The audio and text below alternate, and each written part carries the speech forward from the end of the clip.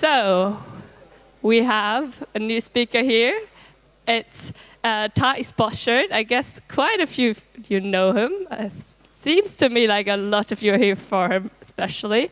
So, he's a very experienced forensic analyst and also penetration tester. So, you would think, on a hacker conference, he would be talking about that.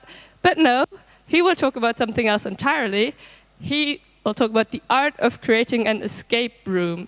So maybe there's some similarity to, hacking and stuff. Maybe not. We'll see. I'm excited to hear what he has to say. So please give a warm, welcoming applause to him now. Thank you.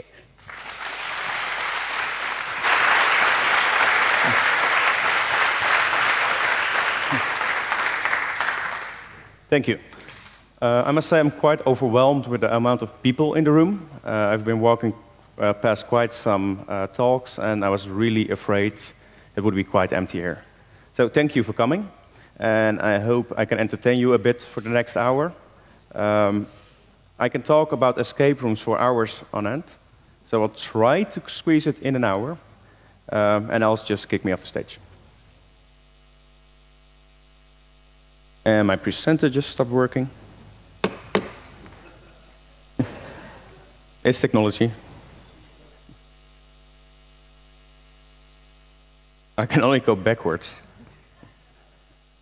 It's going to be a very short presentation. No. So I'll quickly introduce myself for the people who don't know me. I'm Thijs Boschert. I'm a security professional. I freelance at the moment. I've been active in the security industry for around 15 years and been hobbying for around 20 years. I've done a lot of different security things, but I'm not here for the security part. I'm more for one of my hobbies, which turned into a profession as well, and that's the escape room design.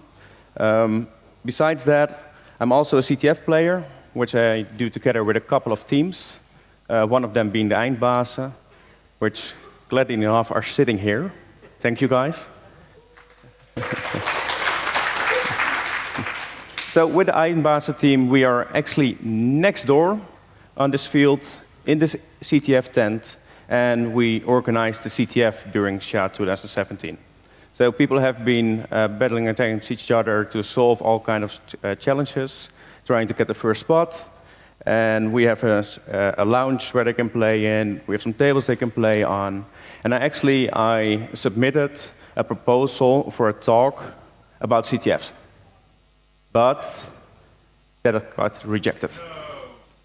So, sadly enough, I had to skip that. So I cannot talk about the CTF and the statistics that we had more than 1,000 teams joining us, that we had 462 teams were involved. We had 114 teams playing from on-site on SHA, and the team that won was Eat, Sleep, Phone, Repeat, which were on-site, and they have been #1 from the start. They did a pretty great job.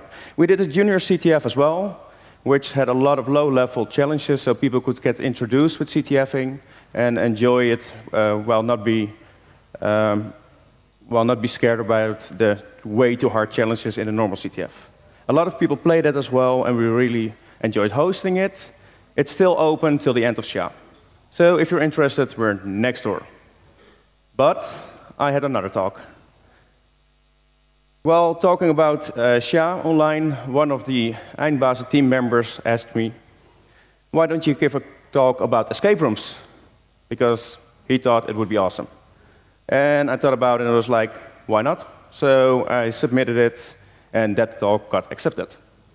So the first question is, what is an escape room? Well, you can read it yourself. And thank you, Google. So an escape room is a room where you go in and solve puzzles. An escape room is not a panic room. Quite often when I'm talking about escape rooms, people have an idea I build panic rooms. So if you order an escape room from me, and you accept a panic room, you might be in for a treat when you run inside your panic room and you first have to solve puzzles for 1 hour before you can get out. So what will I be talking about? So I built a couple of escape rooms. I created 2 which are currently being deployed, but I designed and partly created 4. And I will be talking about the designing the building, some technology behind it, the designing of the puzzle flows, and a lot of things that went wrong. Why did I want to build an escape room? It all started somewhere around 2014. Together with the Eindbaas, a part of the Eindbaas team, we decided to play an escape room. And basically, after playing the first escape room, it got me hooked. For me, it was some kind of real-life hacking, and I really like to solve puzzles. We managed to actually escape from the room, so it gave me a nice feeling about escape rooms. And some statistics, at that time in the Netherlands, there were around 48 rooms in 28 locations. So it was already growing in the Netherlands. And where are the rooms in the Netherlands? Everywhere.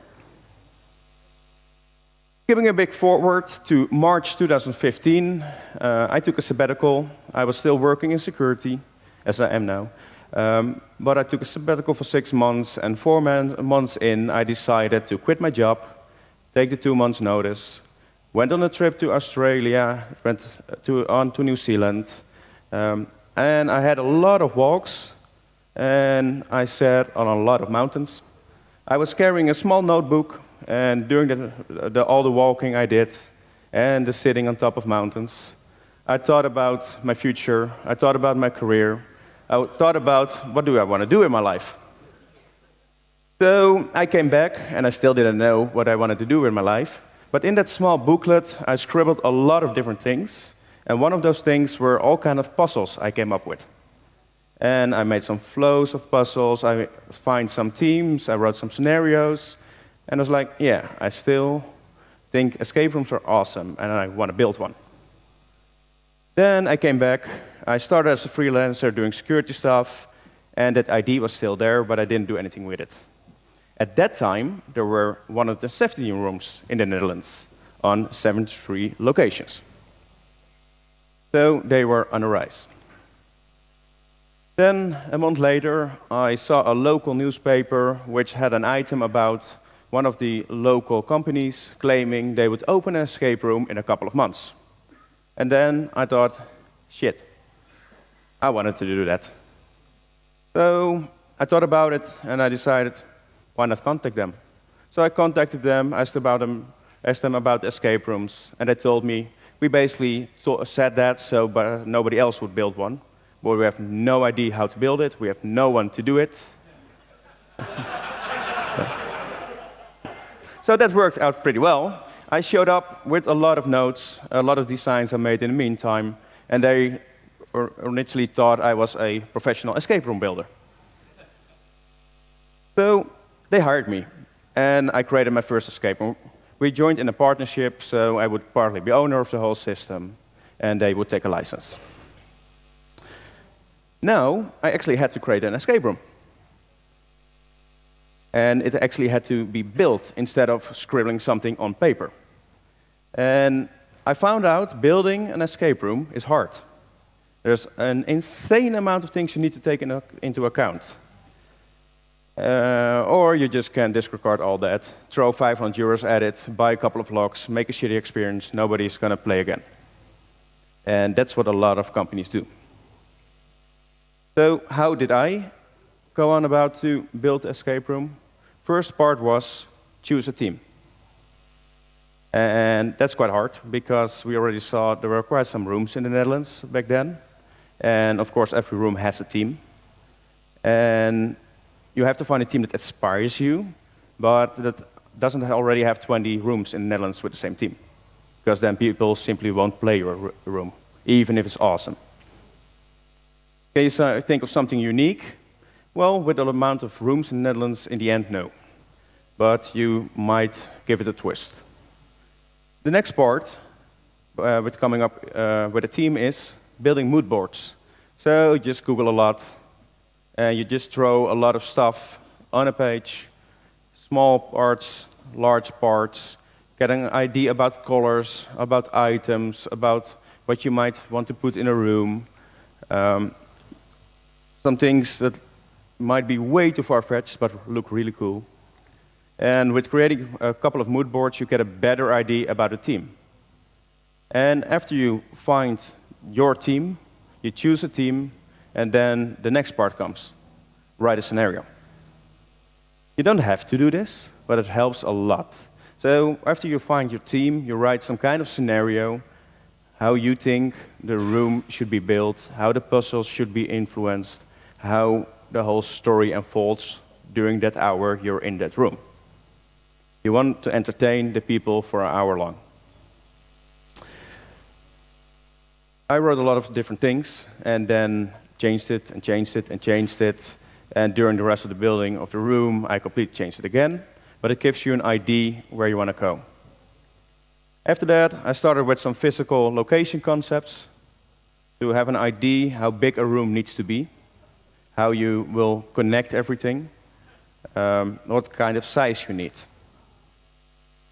Another thing is location. For me, it's already fixed because I partnered up with a different company. But I saw escape rooms are basically in 3 different kind of locations.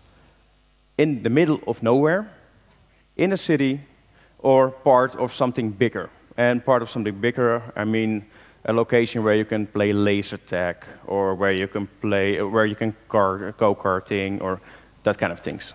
Might have a bar. So there's quite a bit of difference between these 3 locations. Because if you're playing an escape room, it's the same when you play an escape room. If you choose a location to play one, you probably do not want to choose the one in the middle of nowhere. Because you finish your escape room, you had an awesome time, and then you get kicked out because the next team comes along, and you're standing in a parking lot.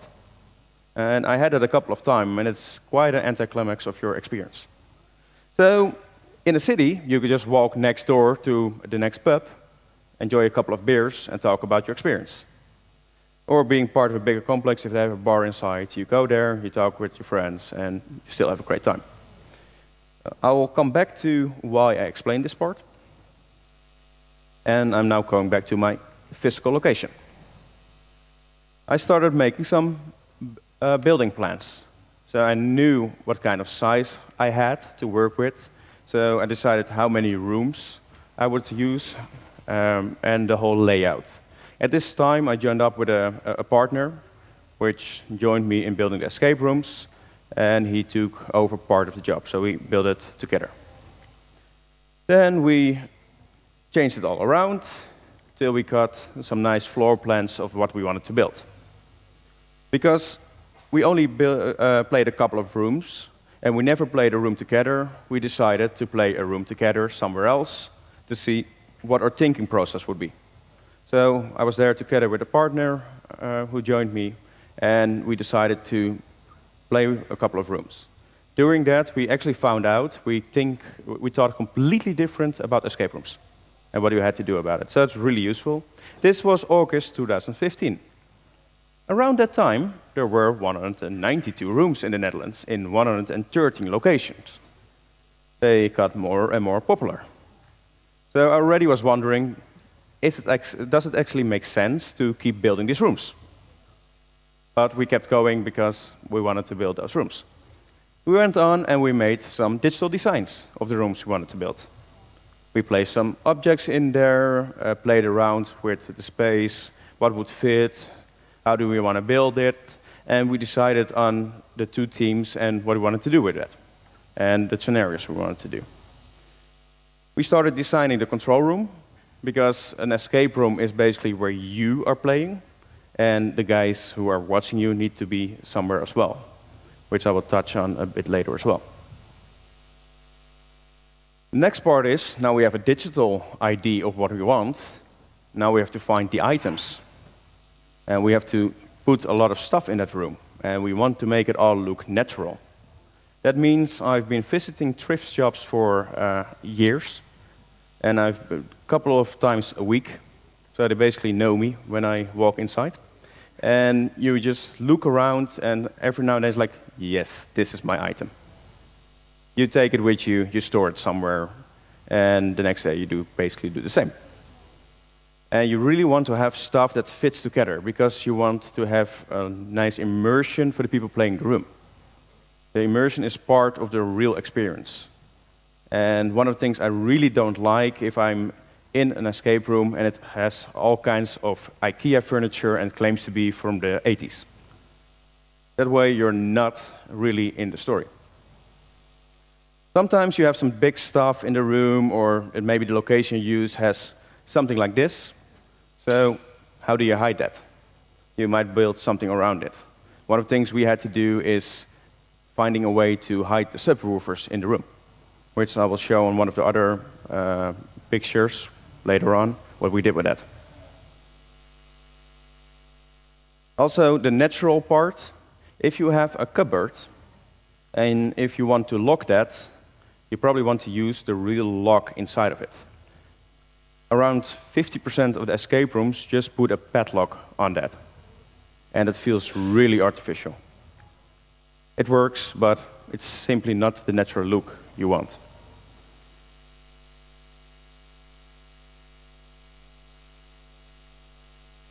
Sorry. Yeah, there we go.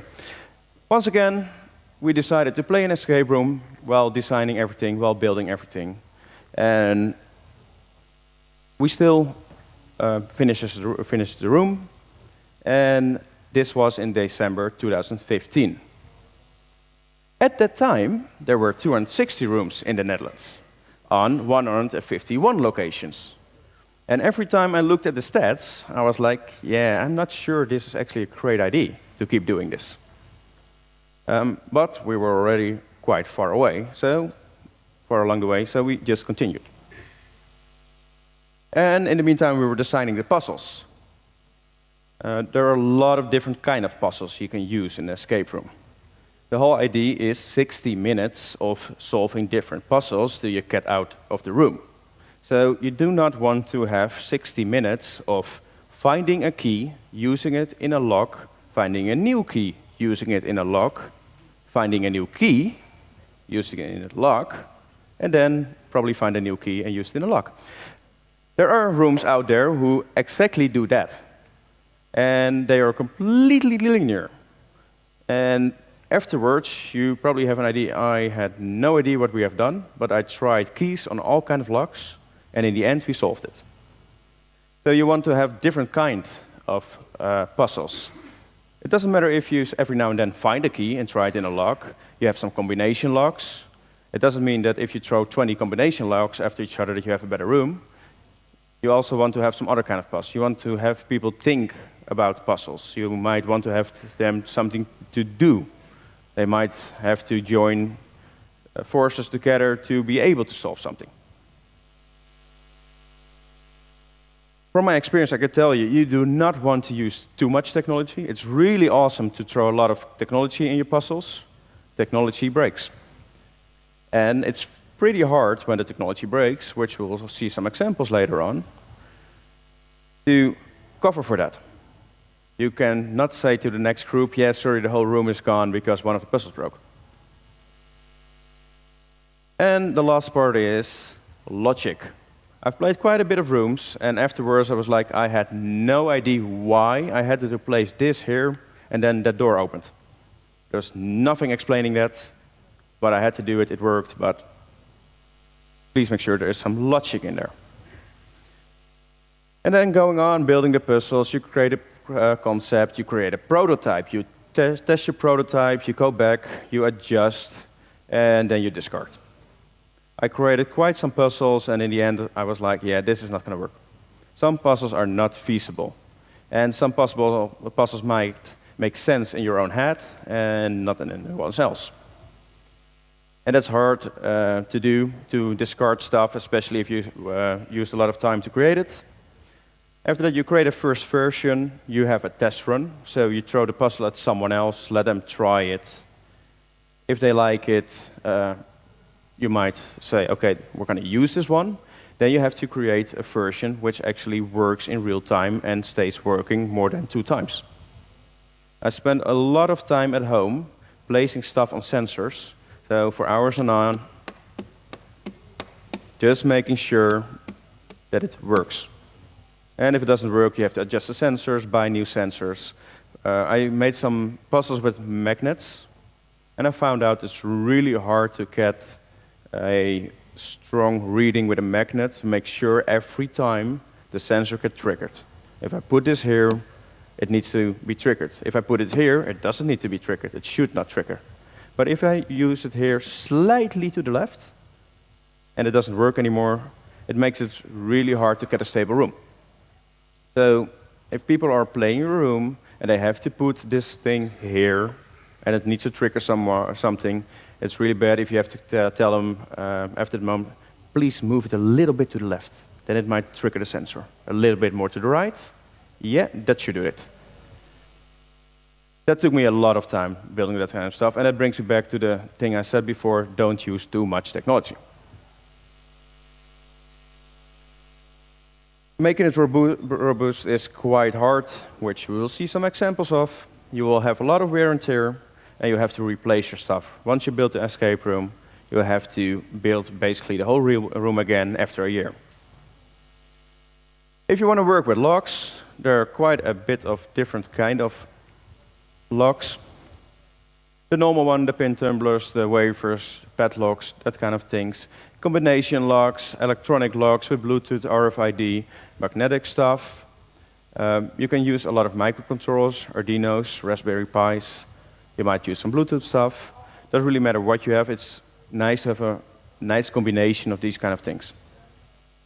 With the microcontrollers, one of the things we had a lot of issues with, if you buy cheap knockoff Arduinos, you might want to reset them every hour because they get pretty unstable. Some of the concepts we used, we would design stuff digitally first, and then you can do whatever you want and have the wildest ideas. And then you have to build it, and you have to make sure that it actually can be built within your budget. So this one actually turned out to be that one, and it's before it's painted. And during the building of this, I figured something out. My partner and I did not agree on the way you should create a network cable. And we were using power over Ethernet. So basically, he was using the A version, I was using the B version, and we threw power over Ethernet on it. And while measuring some of the cables, I blew a couple of cable testers. Actually, there's still, in one of the rooms I've built, there's still some cabling inside of that, but you first have to look at the cable before you do anything with it, because it was really hard to fix that all after building it. So make sure you communicate and make standards together if you're working together. Some other examples of puzzle designs. This is a chess piece, a chessboard, which would have some kind of electronica behind it. And this is one of the things where the sensors really come into account, because it only needs to work when this chess piece is on this spot. And you want to make sure that if it's 2 millimeters to the right, it's still okay. But if it's halfway one of the others, you shouldn't. And it took way more time than it should. And I built it in some old chessboard, so it looked natural, which made it way harder to build. I was pretty happy with it in the end, and then it broke. And it brings me to the puzzle failures. Sometimes you need to accept defeat. Not everything works. Some puzzles are not feasible. I had some wild ideas building a own microcontroller in an old Nokia phone and make it look like a normal phone where you could check a text message. And I built it all, and then I dropped it, and it was completely gone. And you will know anyone in your room will drop that within a week. So I could not get it stable enough, and I had to drop the whole idea. Like I said, sometimes it just breaks during the creation. So you have a lot of puzzles. Then it brings me to the next part, the puzzle flow. Like I said, some of the rooms are finding a key, using a lock, finding a key, using a lock. And that's a linear approach. And even if it's not a key can be something, it can be a word, it can be place this on this location, anything like that. But still, you don't want to have a room where it is puzzle, key, because it means only one person is actually playing in the room. And if you are going into the room with 8 people, that means 8 people are walking around each other through the room. And then you have 7 people who are bored and 1 person who has a great time. So you want to have something partly linear, partly parallel. You cannot have it completely parallel. I played one room which was like 8 parallel puzzles, which would all give one number, and that was the end, which didn't make sense at all.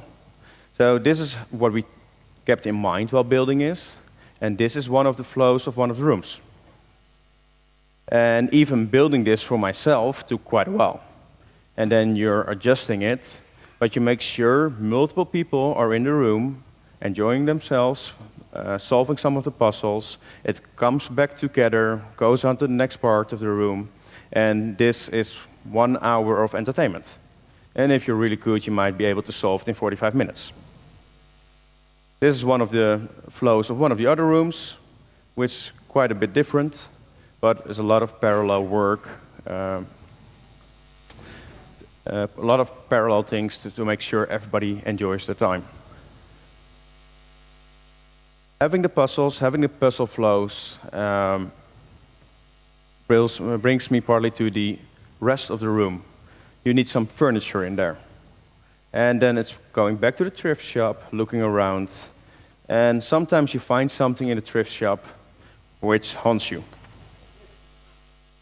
So I walked past this display through the thrift shop, and it was in my mind, and I kept walking around like, those are disturbing. There's a couple of paintings, why would anybody make that? So I bought them, and I put them in the room. So I actually bought 2 more in the end. So from all sides in one of the rooms, these children are looking at you. So it gives you a great, funny feeling while you're playing the room. Sometimes you really think you find the right item, and then you find an even better one the next week. I wanted to have an old phone, and I really loved it when I finally found it, and then I found a red one. And this was for a bunker team, an old military bunker, and I really like to have the red phone. And we already built the one on the left, so we had to discard that and use the red one. Besides all the puzzles, there are a lot of other technology in a room. Part of it being the light. With a light, you can really control the immersion of the players. You can make it dark, of course, you can influence the moods. In the end, we used a lot of LED lighting. So LED spots, LED strips, or LED panels, which we wanted to make sure to be able to trigger them. So we wanted to control the light anytime we wanted, in any color we wanted. And we wanted to do it manually as well as automatically. So I bought a lot of light panels and a lot of hardware from China, and I spent quite some days trying to get everything working. This is all controlled over DMX, and people who have worked with DMX before, we have had some people in the room next to this tent who wasted a day on trying to get DMX working. It's quite a pain. In the end, we could control every panel in any color we want. And then these panels we used in the ceiling. And we built some frames around it, and they look like ceiling windows. They were pretty good. I was really happy with that, and it actually fooled me. I installed them myself, and while I was building the rest of the room, we had them on a kind of light. It really felt like it was light outside. And then at 12 at night, I walked outside, it's completely pitch dark. And it completely screwed up my biorhythm. And that way, by working it into the room this way, you can really control the immersion of the players. Some other technology we used, the cameras. You want to make sure you can see every spot in the room. And you want to do that in an affordable way. Cameras can be really expensive. And we decided to go with Foscam cameras and some other software. And also this was quite a lot of work to set up. In the end, with the lighting, with all the puzzles, with the networking, with the cameras, we ended up with a lot of cables coming into one location, which we did not label at that moment. That was one of the things we found out was not a very good idea. And these are actually cables from 2 different rooms, and they're not even sorted per room. So we definitely could improve here. After in this picture, we started with labeling all the different wires. So these are lighting. This is part of all the puzzles being connected over power over Ethernet. These are sound, because we had sound on every part in the room. The paintings I just showed you, we put those in front of the audio outputs. So you couldn't see them, and they would not block the sound. So you had no idea where the sound would come from, and we could actually let the paintings talk to you, which make them even more haunting. So all the cables, you throw them all together and connect them to all the stuff we had. We made some custom power over Ethernet injectors, which we could remotely switch with a USB relay system. And also with that one, we run a lot of problems. If you buy a cheap USB relay from China, then you're completely on your own of how to actually switch something with that. And we found out if you reboot a machine and the USB is connected to that, then it basically, during bootings, tries to reset all the relays 20 times. And that's great for your Arduinos to do that. One of the other things we build in, which if you want to have a nice experience, you actually want to have some kind of hint system. And we wanted to have a hint system which really fitted the room. So we built a mirror. If you look at the mirror, you see yourself. But if we actually send something to it, you get text in the mirror. There's some technology behind it. So basically, it's an alt monitor. There's a Raspberry Pi in there. Everything worked together in one frame. And in the end, it looked pretty natural how we built it. The frame is from some old painting I bought at a thrift store. Threw away the painting, used the frame. And this way we can communicate with the players in the room. In one of the other rooms we used a small printer, which you normally get a receipt from. And we built that in an old device. And this is now a telex machine, which sends you telex messages as a hint system. And that way you're still immersed in the whole room. What I don't like, what quite a lot of rooms do, as soon as you get a hint, somebody is using some kind of way to talk over the audio system, and it completely gets you out of the game. Or somebody walks inside of the room to tell you. But that's why we really want to have some kind of hint system. Back to that digital design. This was the digital design we came up with, and this is the actual room. And when I first walked inside my own room, which I designed, I really felt like I'm not in that complex anymore. I'm actually standing inside a wood cabin. And it really felt natural, so I was really happy how it worked out. And at that time, it became time to have people test the room. Because I built something together with a partner, and it made sense to us. So how much sense would it make to others? And I was really happy. The first players ever in my room were my brother and my parents. And they sadly did not make the room. They did not manage to escape, partly because there was some stuff that simply didn't work. But they still enjoyed doing this. And after that, I started making adjustments to make sure it would be ready for the next test persons. And of course, I enjoyed a beer while watching them playing the room. At that time, there were 274 rooms in the Netherlands on 156 locations. And once again, I was like, I'm not sure this will keep up this way. After I designed the room and built it, in the beginning I would be the game master of the games. It was time to hand it over to the employees of the complex I built it together with. And those game masters, they can make or break your experience. And they will be in a control room. Sometimes the control room is one screen in a hallway. But if they have a decent control room, they'll be sitting there for a lot of monitors watching you play the game. They can make and break your experience.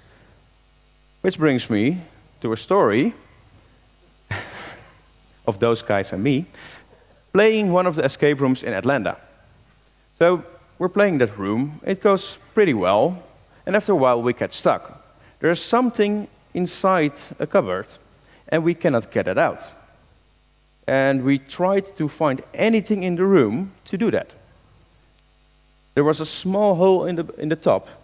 In the end, we almost tried to push everything we could find through the hole in the room. And still, no way to solve that. So then the time ran out.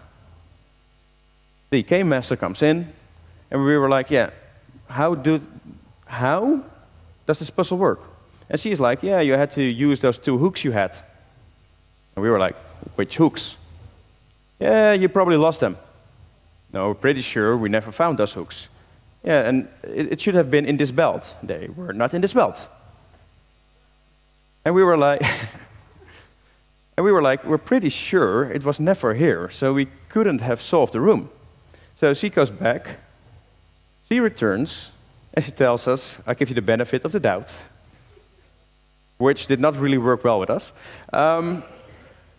And she brought the hooks. Like, yeah, these are the kind of hooks. So we were like, yeah, well, just reset the clock 15 minutes, give us the hooks, and we'll continue playing.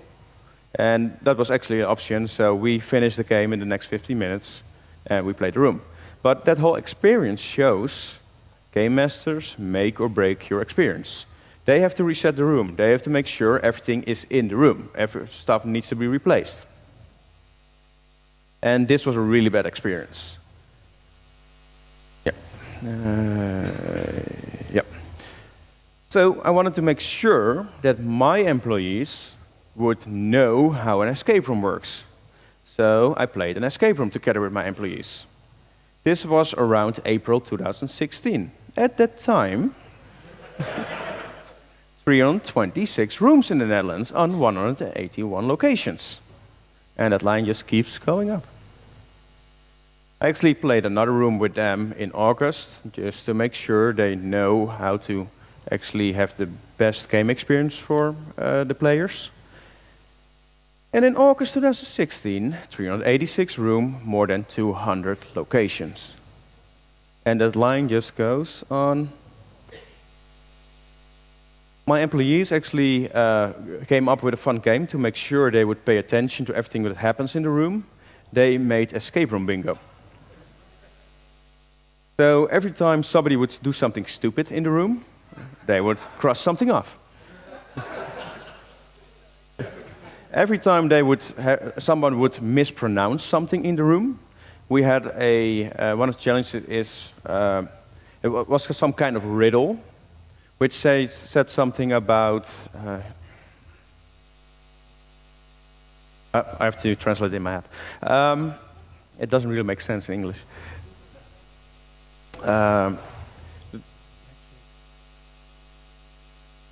I'm sorry, it doesn't work that way. But every time somebody would, and sometimes people read a sign and they just read it wrong. And then the whole group is trying to find the wrong solution. And that was one of those as well. If somebody would find something in the room, you don't need for anything, but they kept walking with it for 15 minutes. Because they were pretty sure it had something to do with the game. Well, all those kind of things, and I was pretty happy with them doing this, because it would make sure they would pay attention. I had some of the employees who were playing with their phone all the time, and then something happened. One of the players in the room, he pulled something open, which was locked with a magnet, with an electronic magnet, and you need quite some power to do that. And the guy told me, yeah, you really need to fix that, because they just touched it lightly and it jumped open. So I watched the cameras back, and I actually see someone in the room walking to that, feeling, yeah, there might be something here. Then she walks over to someone else and tells the guy, yeah, I think that can be opened. But we're not allowed to use any force, because the employee told us we don't need any force. And the guy said, I will be the judge of that. And he just walked over there, and he was like, ugh. But in the mind of the employee, it was because it was not built well enough, because he probably was on his phone.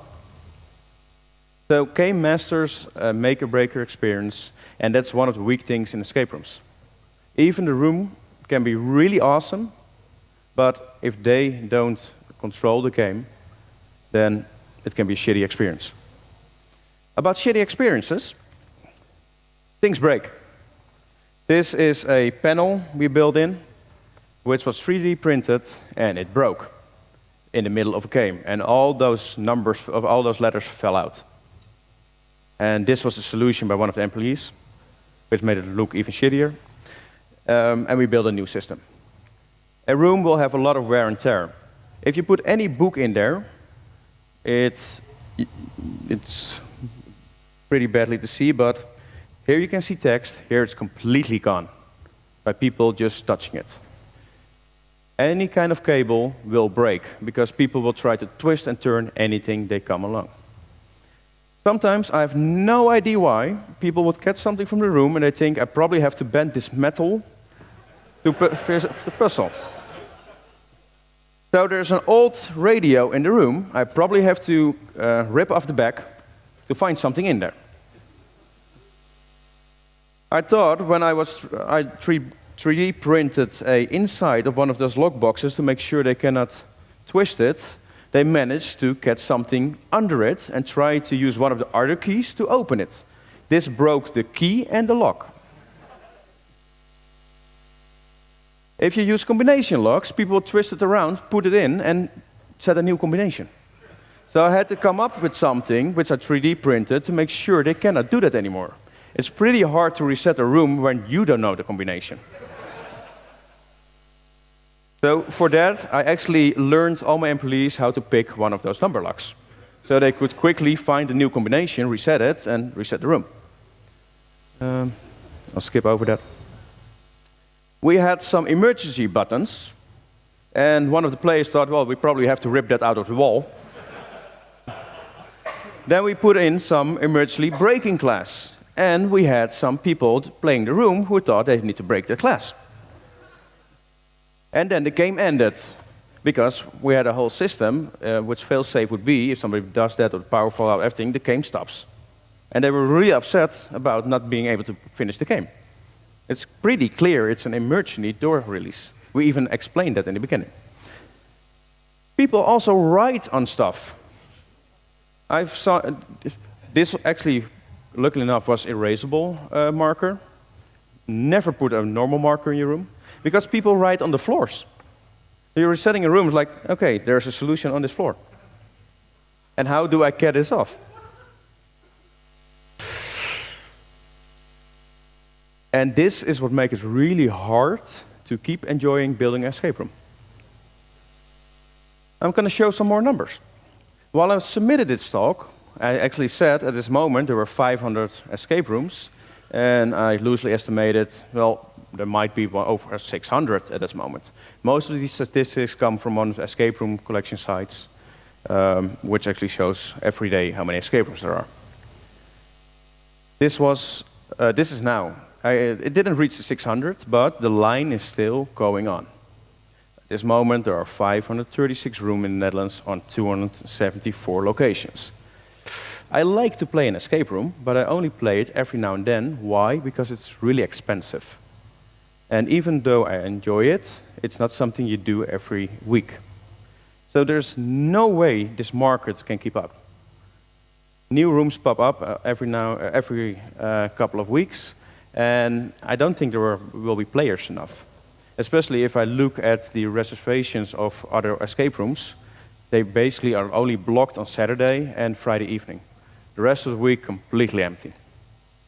Which brings me to my idea of the future. I think in the next year we'll probably see this. There's no way to keep up with the amount of escape rooms in the Netherlands. That market needs to collapse. Then again, this is what I already expected around here. But for now, it still keeps going on. What I do see in the future is virtual escape rooms. So instead of having a physical escape room, you're just going to do some VR stuff. You have an empty room with some small stuff in there. And what you can do with a virtual room, this room is 4x4 or 5x5, And this is some technology I'm currently working on. And that technology enables us to turn a room of 4x4 in an area like this. So this is the room you're playing with. You're physically stuck in that room. But with the VR glasses, you can see miles and miles around you. And all of a sudden, you're in a huge area. You just have to find a way the people stay in that room. And that's why we have these walls in here. So they can walk up there instead of directly into the wall. And this way they can interact with everything around that. These are some more shots. This is a demo we use. We are currently building to show the possibilities of virtual reality in gaming, especially multiplayer gaming. Walking around in the same room, untethered, so with a backpack or with wireless HDMI, we work on different things. And at that moment, enjoying a game together. Another place. I cut a short video about this, which I will try to start. So this is just a shooter we created, but you can see miles in front of you. Where actually, if somebody looks at you in the room, it just sees you looking at the wall.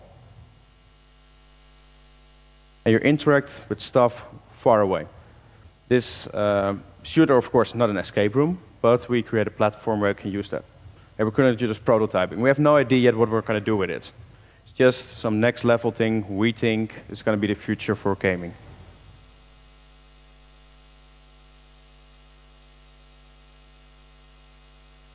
Done yet?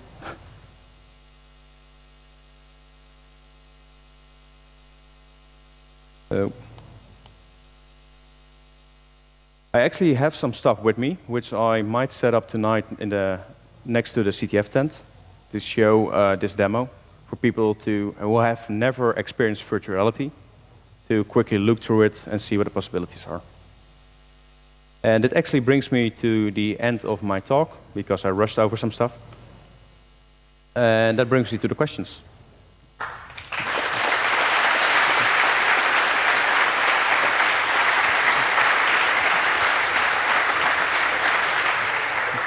So yeah, that was a great talk. Thank you. You could hear everybody enjoyed it.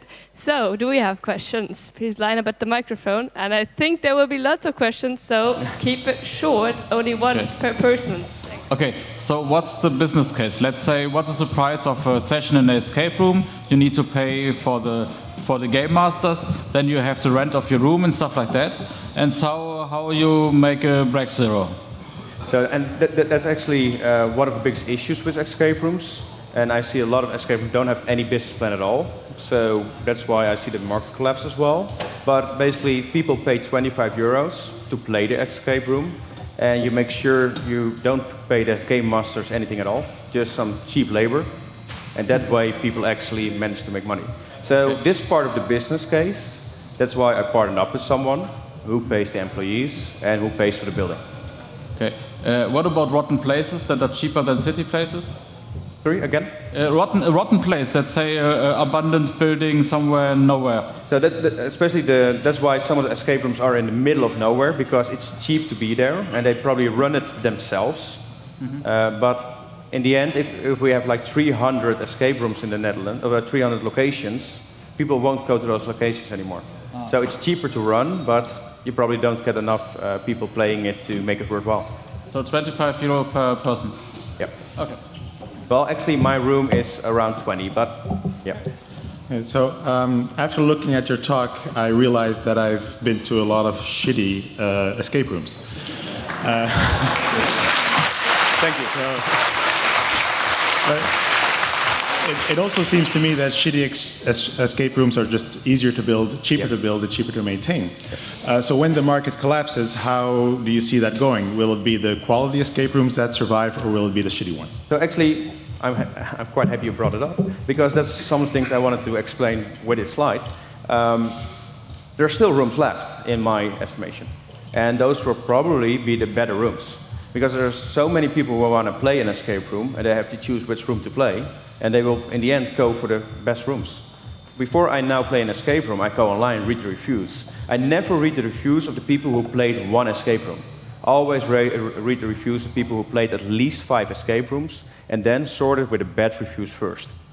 Because then you know, oh, because they had a bad experience, was that because something went wrong that has nothing to do with the room, or is the room just shitty? And that's why you find the best rooms and they will keep running. Thank you. We have scheduled an escape room with the family. Where can I find yours? So the mines are in North Holland, quite high up in the middle of nowhere, but they're part of a bigger complex. Okay. I will tell you afterwards. Thank you. One more question? So I was wondering with the sensors, have you experimented with like a fail-safe so that like the game master could trigger a key lock? Actually, you really have to build it in. Even if something goes wrong in the room, the game master should always be able to flip a switch so the game goes on and the people playing the room have no idea what went wrong. Yeah. Good point. Have you played any other VR escape rooms yourself? Actually, I have played some VR gaming. There's a VR gaming in the Netherlands called VR Arcade. And that's probably what you wanted to hear? Yes. Are you from VR Arcade? No. Okay. But I have to be careful now. I wanted to go there, so... Do that. It's a nice experience, but you can see the technology is new. So there are quite some things that really can be better. But it's really cool to have a first virtual reality gaming experience, walking around freely and seeing each other in the virtual world. So yeah, I can recommend that. We do have time for more if there are any more questions. Yes.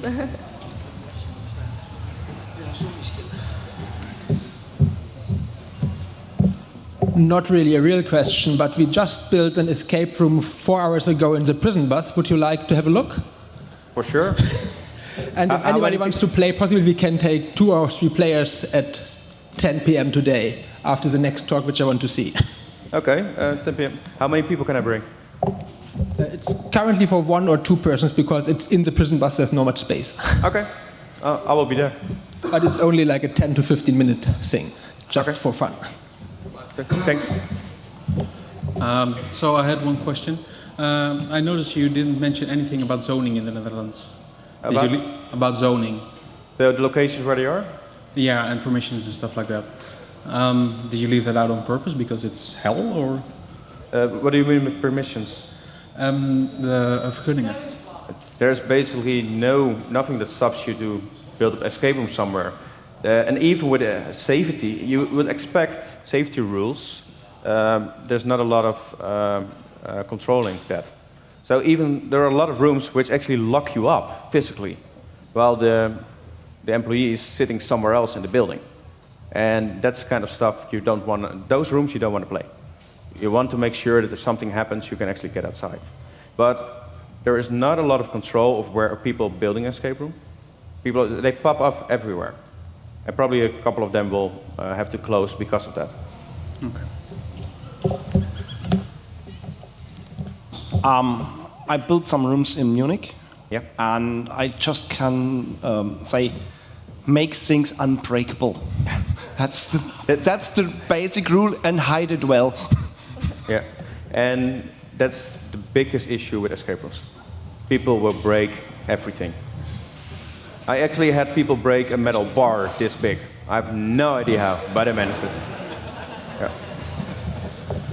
Yeah. Do you see a lot of collaboration going on between escape rooms? So, no, not at all.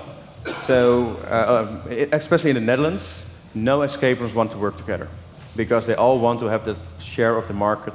There's, like we can see, there's a lot of them, and all of them are really scared about competition. And there's a lot of competition, so no. Every now and then I visit an escape room and the guys are really nice, and then I tell them I build escape rooms. Usually I don't even bother. Except for your own escape rooms, what do you think are the best escape rooms in the Netherlands? That's a tricky question. I would say decide for yourself and read the reviews. I've played quite a bit of them, but I haven't played all of them. So I cannot really say which is the best because I haven't played all. 500 of them. Okay. But there are some pretty good ones. But Thanks. That was the last one, I guess? Yeah, there's more. Oh. It's okay. All right. Yeah, you mentioned the reviews. I always look at those as well, but I'm a bit worried that, well, with the amount of competition, that other escape rooms may leave bad reviews. That happens. Yeah. It happens, but at the same time, it happens that those escape rooms give fake reviews for themselves as well. So that's why you have to rule out all the reviews from a person who only leaves one review. So or one great review and a lot of very bad reviews. Yeah. And then that's why you need to read multiple reviews. Oh. So one bad review doesn't mean a room is bad. No, but you don't know a specific review site, yeah, because there are several which you know. Well, this one where I took a lot of these numbers from, all escape rooms, it's a pretty good one. Ah. And they actually control if people are leaving bad reviews. If one IP leaves 20 bad reviews in one day, then they probably block it. Oh, cool. Okay, thanks. Still more? Or no? That was not a question. Yep. Anyone else, or have we answered them all? Yeah. Even if you have rooms, even if you have any questions after this, I'm not very far away. Okay. You, for example, if you have an escape room and others also have escape rooms, you could be really evil to put the solution of another escape room you played into your escape room, so you spoil the other escape room. Well, actually, I've seen quite some escape rooms stealing puzzles of each other. So then you join another escape room, like, I've seen this before. And Okay. I know exactly how this works. Because you can only come up with that many amount of puzzles and new things. So yeah, people at least steal from each other. And how much stealing is there? So you make an escape room, you visit maybe 5 and you get inspired by them, and then you make some stories from them or something like that. So the only thing I do is when I visit a different escape room, I try to analyze what works or what doesn't work. So if I find out a certain kind of puzzle, like a puzzle with water, I will never make a puzzle with water because that doesn't work. And that's the kind of things you see in a different escape room. But I will probably never steal a puzzle because it's so much fun to create your own puzzles and see people solving that. And you want to have a unique experience for the people. Okay. All right. We could maybe fit in one more question, but we can also finish now, nice and on time. Anything really important? Okay. So then, let's have a really big applause again. Thank you.